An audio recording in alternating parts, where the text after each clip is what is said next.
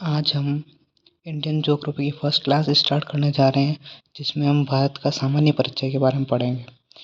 तो आप सब जानते होंगे कि हमारा जो पृथ्वी है उसको दो गोलार्ध में बांटा है, उत्तरी गोलार्ध और दक्षिणी गोलार्ध। और जो इसको बीच उत्तरी गोलार्ध और दक्षिणी गोलार्ध को जो बीच में दो भागों से बांट रही है, वो जो रेखा है उसको विषुवत रेखा या भूमध्य रेखा कहा जाता है।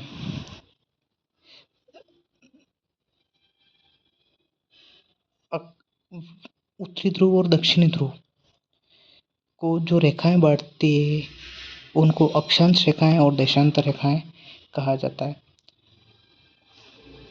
उत्तर से दक्षिण की ओर जो रेखाएं बनती है उनको देशांतर रेखाएं कहा जाता है, और पूर्व से पश्चिम की ओर जो रेखाएं बनती है उनको अक्षांश रेखाएं कहा जाता है। ध्रुव की ओर जाने पर अक्षांश रेखाओं की लंबाई कम होती है।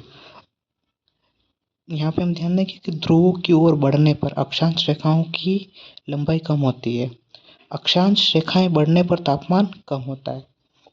अक्षांश बढ़ने पर तापमान कम होता है। और देशांतर रेखाओं में क्या होता है?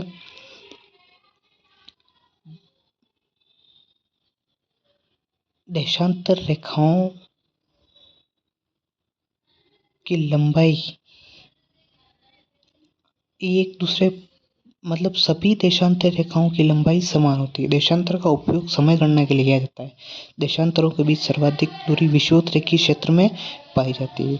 किन्हीं भी दो अक्षांशों के बीच की दूरी को 111 किलो किन्हीं भी दो अक्षांशों के बीच की दूरी 111 किलोमीटर होती है। भारत दक्षिण एशिया का प्रमुख देश है, जो उत्तरी तथा पूर्वी गोलार्ध में स्थित है।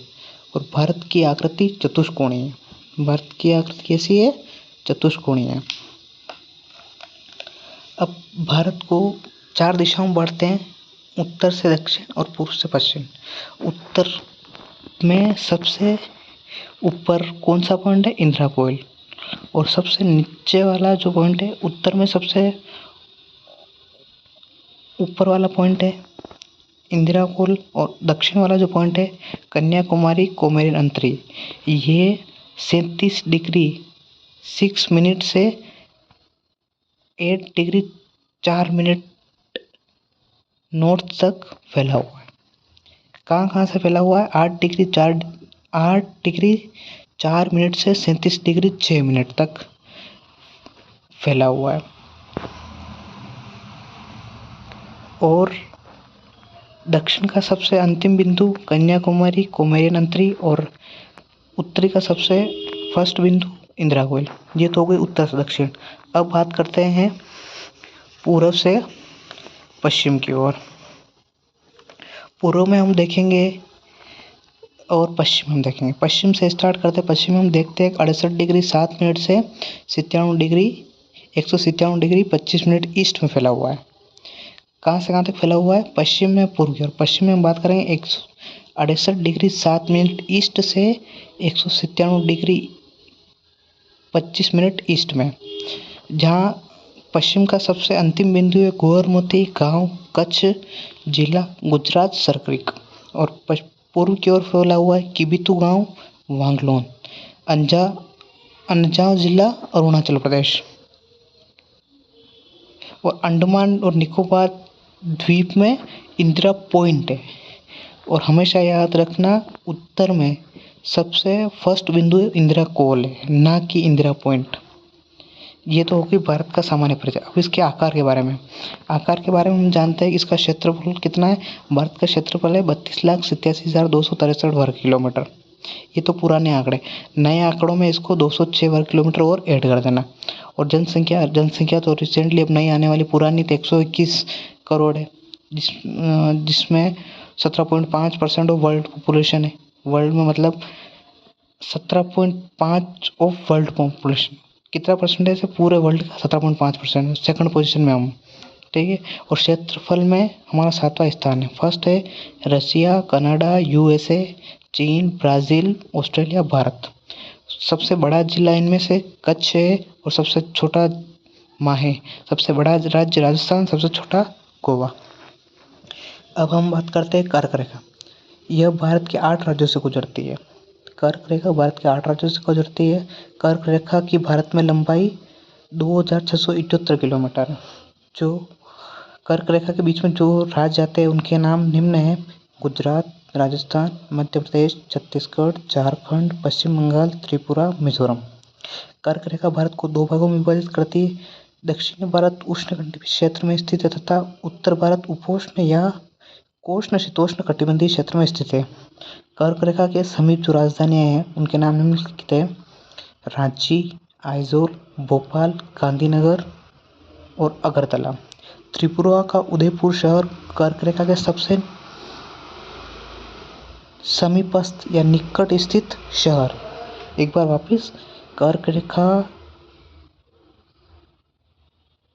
पर त्रिपुरा का उदयपुर शहर कर्क रेखा के सबसे समीपस्थ स्थित शहर है। ये तो हो गई कर्क रेखा के बारे में। अब मानक देशांतर के बारे में बात करते हैं। भारत का मानक देशांतर 82.5 डिग्री पूर्व देशांतर है, 82 डिग्री हाफ पूर्वी देशांतर में। यह प्रयागराज के निकट मिर्जापुर, नैनी से गुजरता है। भारतीय मानक समय ग्रीनविच समय से 5 घंटे 30 मिनट आगे है। एक बार वापस, भारतीय मानक समय ग्रीनविच समय से 5 घंटे 30 मिनट आगे है। 82.5 डिग्री ईस्ट पूर्वी 5 राज्यों से गुजरता है। कितने राज्यों से? 5 राज्यों से। अपन कर्क रेखा के बारे में बात करिए। कर्क रेखा भारत के कितने राज्यों से गुजरती है? 8 राज्यों से। और मानक देशांतर रेखा है 5 राज्यों से, जिसमें उत्तर प्रदेश, मध्य प्रदेश, छत्तीसगढ़, उड़ीसा और आंध्र प्रदेश। भारत का देशांतरी विस्तार 30 डिग्री होने के कारण उत्तरी पूर्वी राज्यों में पश्चिमी राज्यों की तुलना में सूर्योदय 2 घंटे पहले होता है। कर्क रेखा तथा 82.5 डिग्री ईस्ट छत्तीसगढ़ के कोरिया सूरजपुर जिले में मिलते हैं। अब हम बात करेंगे भारत की सीमा। भारत की सीमा को 2 भागों में बांटा गया है: स्थलीय सीमा और तटीय सीमा। स्थलीय सीमा 15,200 किलोमीटर में फैली हुई है और तटीय सीमा 7,516.6 किलोमीटर बैठी हुई है, जिसको वापस 2 भागों में बांटा गया है: एक मुख्य भूभाग और एक द्वीप। मुख्य भूभाग में 5,422.6 किलोमीटर और द्वीप है 2,994 किलोमीटर। अब हम बात करते हैं 2 देशों के बीच की रेखा को। भारत व अफगानिस्तान के बीच की रेखा को डूरंट रेखा कहा जाता है। भारत और पाकिस्तान के बीच को रेडक्लिफ रेखा कहा जाता है। भारत और बांग्लादेश के बीच को भी रेडक्लिफ रेखा कहा जाता है। भारत व चीन के बीच को मैकमोहन रेखा कहा जाता है। अब तटीय सीमा के बारे में बात करें। सबसे लंबी तटीय सीमा है तट रेखा अंडमान निकोबार की। मुख्य भूभाग में सबसे लंबी तट रेखा गुजरात की है। सबसे छोटी तट रेखा दमन द्वीप। राज्य में सबसे छोटी रेखा गोवा।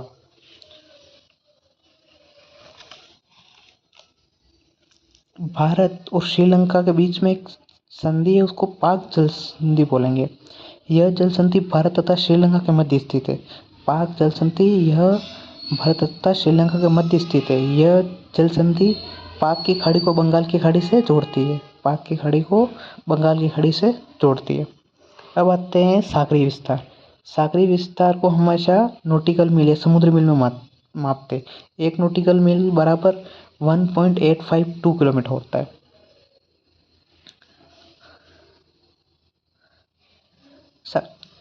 यहाँ हम एक सिद्धांत पढ़ेंगे,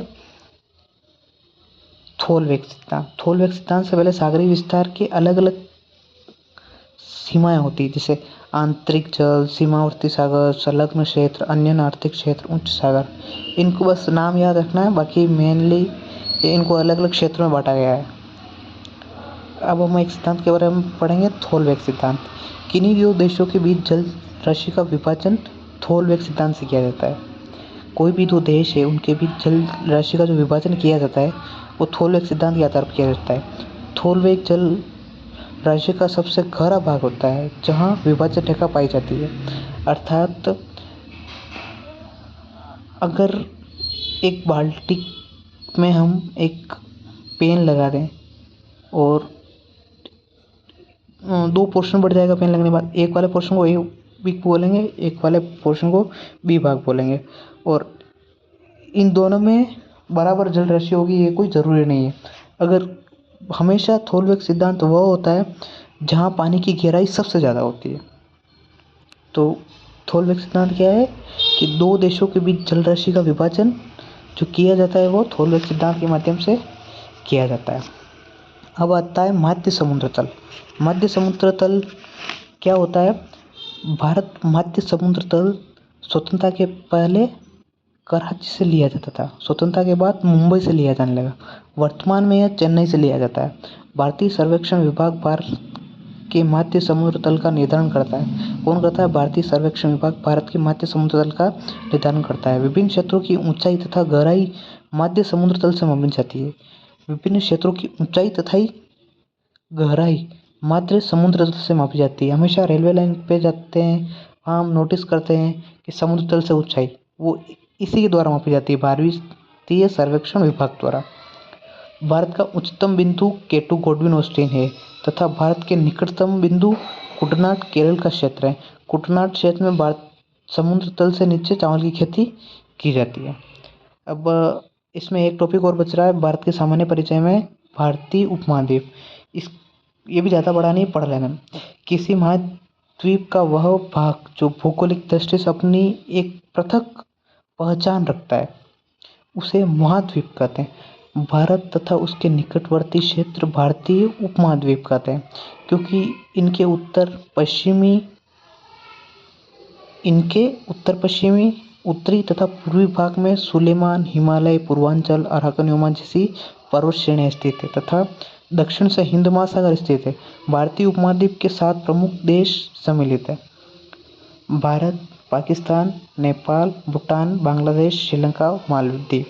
तो आज हमने भारत के सामान्य परिचय के बारे में पढ़ा।